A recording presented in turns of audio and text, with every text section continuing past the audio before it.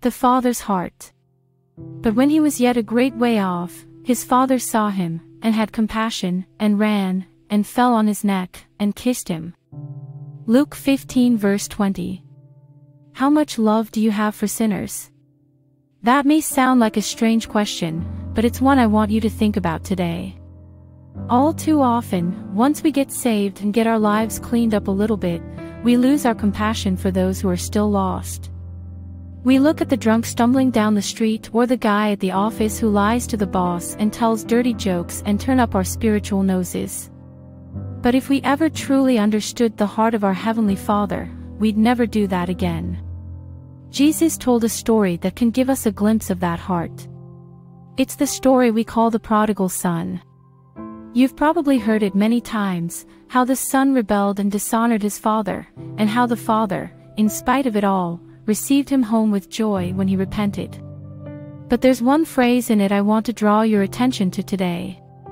It's this one: but when the prodigal son was yet a great way off, his father saw him. That phrase gives such a moving glimpse of the heart of that loving father. It tells us that even before his boy had repented, even during those long days when he was up to his eyebrows in sin, that father was watching for him, longing for him to come home. Every morning he scanned the horizon, hoping to see the silhouette of his returning son. And the last thing every night, he'd look again, straining his eyes in hope.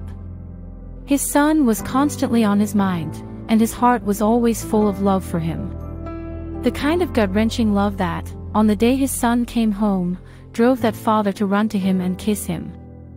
That's the kind of heart our Heavenly Father has for those who are lost. It's the kind of heart He had for you while you were still wandering in the world. It's the kind of heart that embraced you with open arms even when you were still covered with the grime of sin. There's a whole world full of weary people out there who haven't yet found that embrace.